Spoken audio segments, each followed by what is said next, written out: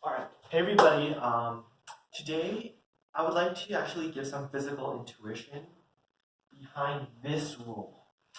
So in Math 1D in chapter 16.3, you've learned that if the vector field f is conservative, then a scalar function f little f exists. But if f is non-conservative, then the little scalar function little f doesn't exist. And I know a lot of students struggle with this, understanding why, and I think it might be best to bring in a physics example. So I'm going to use an electricity and magnetism example, and I would like to first talk about electrical charges first. So in elementary school, you've learned that positive and negative charges attract.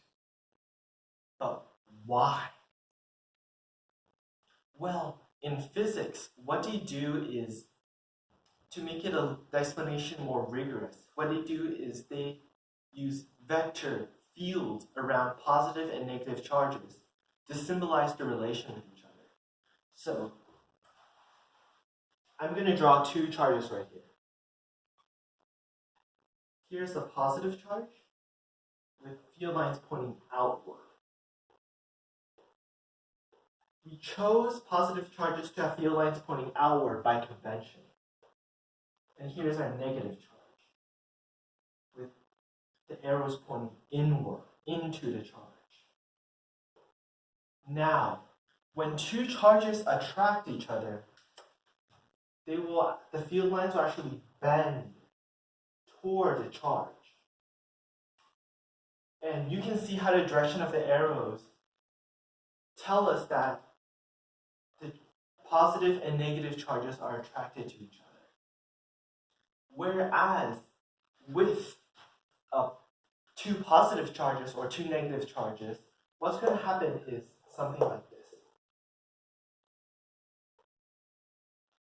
The charges are going to repel each other. Since they are the same charges and so the arrows are pointing, they have the same orientation, pointing outward, away from each other. Whereas in this case, it's going from the positive charge and into the negative charge. I would also like to talk about something called electrical potential. So let me just erase all of this and talk about.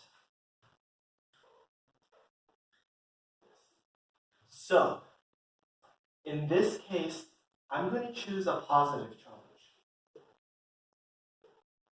So it's going to have all these lines pointing outward, away from the charge.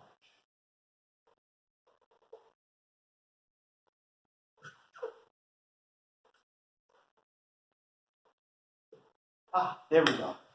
So around the charge, I'm going to do some dotted lines. Here's our first set of dotted lines. I'm going to call this 1 volt. 3 volts. I'm going to do a second set of dotted lines. This is going to be 2 volts. And for the third one, I'm going to do the last set of dotted lines, and I'm going to call this 1 volt. So what do these lines mean? And what is our electrical potential here?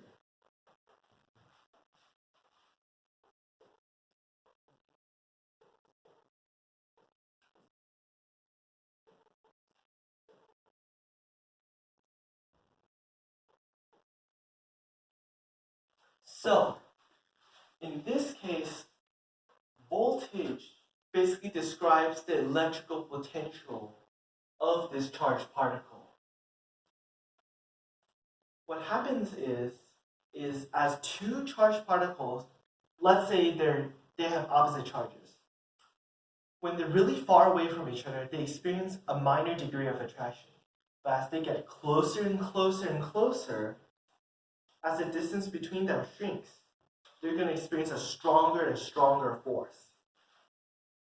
So in this case, let's say I'm this positively charged particle, and I'll have three sets of field lines.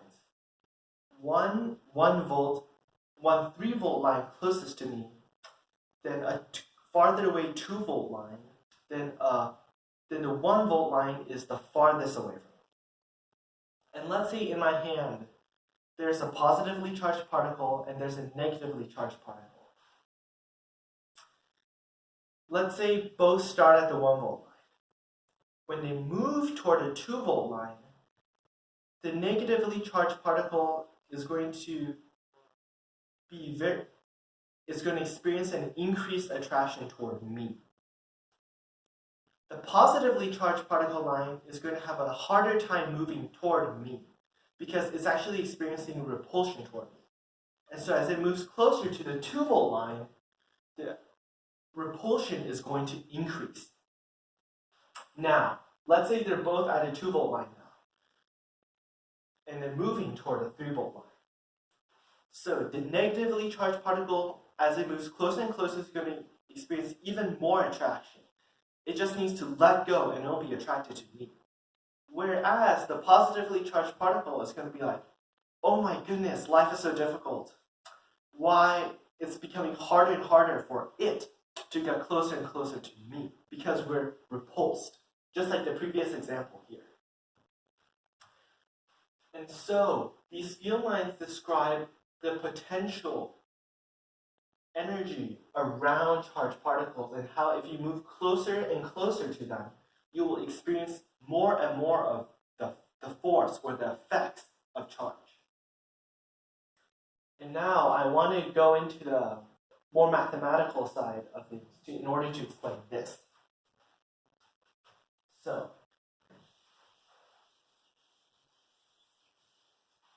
let me start off by plotting what this actually looks like. So I'm going to draw a 3D diagram here.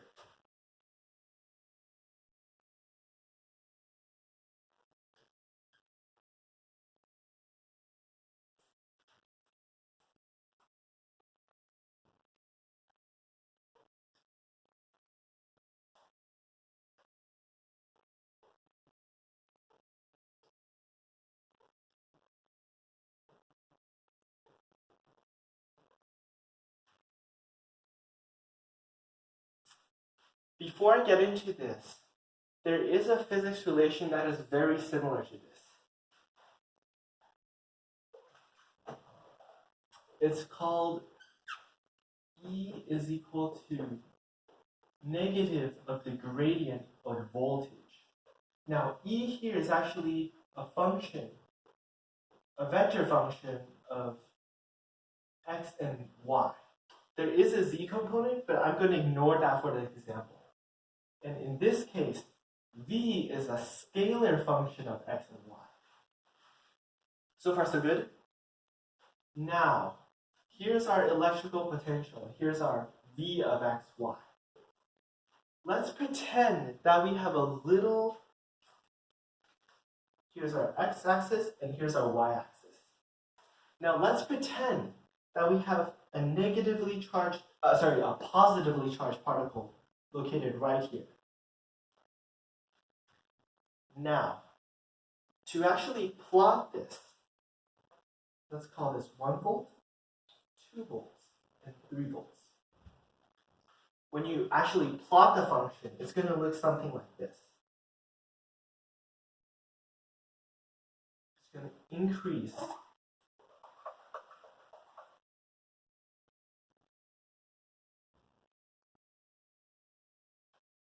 It's going to increase when it gets closer to the charge.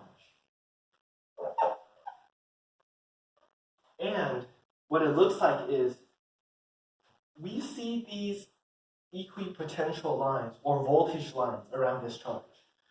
So when we actually plot it, this is actually a 3D plot. And so at the 3-volt line, this is actually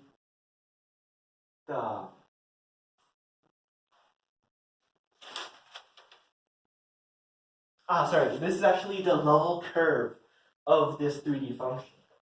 At the 2-volt line, it's the same thing. there's a level curve at 2 volts. And finally, there is a level curve at 1 volt here.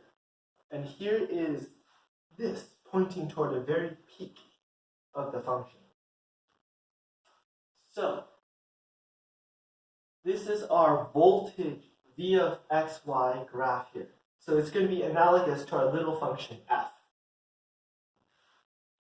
When we take the gradient of this, we know that the gradient always points toward the local maximum.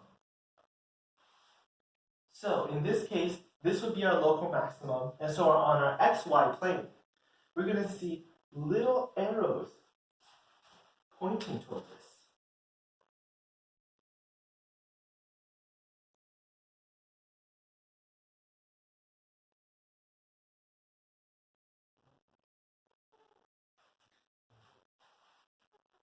But because of the minus sign, what's actually going to happen is, instead of all these little arrows pointing toward the charge, they're going to point away from the charge, because the negative sign reverses the orientation.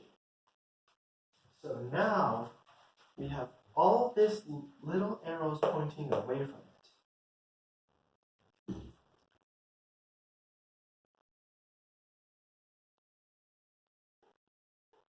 Alright, that looks better.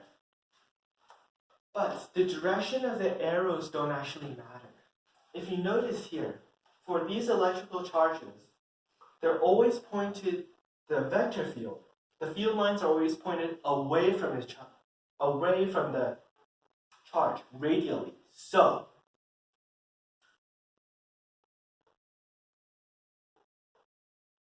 the curl of the electrical field is 0. So the electrical field is conservative.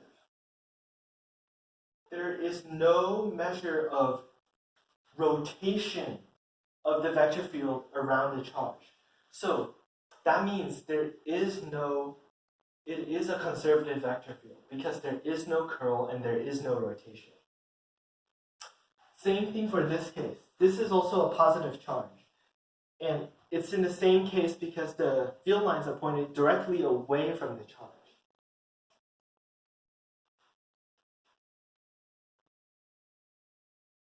And in this case, we can see that from the scalar function f, or voltage v of xy in this case, then the electric field is conservative. And I hope this gives some intuition behind why it is so. In the second video, I explained a case where I'm going to give a counterexample where I'm going to assume little f can still exist if the vector field f is non-conservative.